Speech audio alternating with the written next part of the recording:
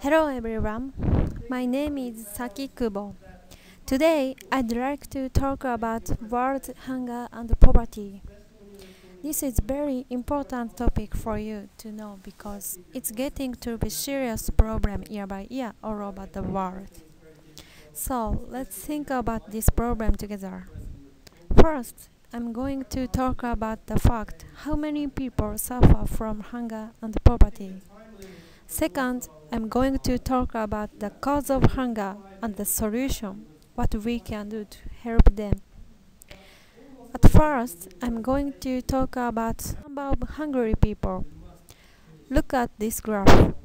As you can see, Asia and the Pacific consist mostly of this graph. It's 7 out of 10. The second is Sub-Saharan Africa. Developed countries are obviously small number. We can see how many Asians are hungry and suffer from poverty. Of course, not only Asians, but also other countries' people are suffering as well. I've shown you the graph of number of hungry people. Now, I'll show you the ranking of least developed countries. The highest rank of that country is Afghanistan, which belongs to Middle East. A lot of conflict is still going on there. The second is Angola, which belongs to southwest of Africa. It is the previous colony of Portugal. The third is Bangladesh, which belongs to South Asia. The population density of Bangladesh is the highest except city-state. I think these sources cause hunger and poverty. We've seen the ranking of least developed countries. Next, I'll show you percentage population living on less than $2 per day. As you can see, the number of South Asia and Africa are obviously large. Especially Africa has many least developed countries. We should know how many people are poverty and hungry, and think about what we can do for them. They are suffering and trying hard to survive every day. I've finished explaining the fact how many people are poverty. Now then, do you know the reason why such people began to increase suddenly? To begin with, what are the causes of hunger?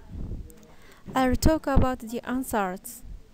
There are three main causes of hunger. First, harmful economic systems are the principal cause of hunger. The principal underlying cause of that is the ordinary operation of the economic and political systems in the world. Essentially, control over resources and income is based on military, political, and economic power that typically ends up in the hands of a minority who live well, while those at the bottom barely survive if they do.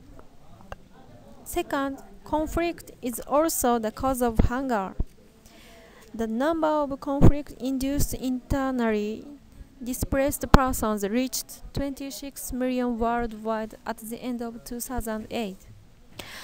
Providing exact figures on the number of stateless people is extremely difficult, but important visible though it is. And anguishing for those involved conflict is less important as poverty as a cause of hunger. Third, climate change is increasingly viewed as a current and future cause of hunger. Increasing drought, flooding, and changing climatic patterns requiring a shift in crops and farming practice that may not be easily accomplished are three key issues.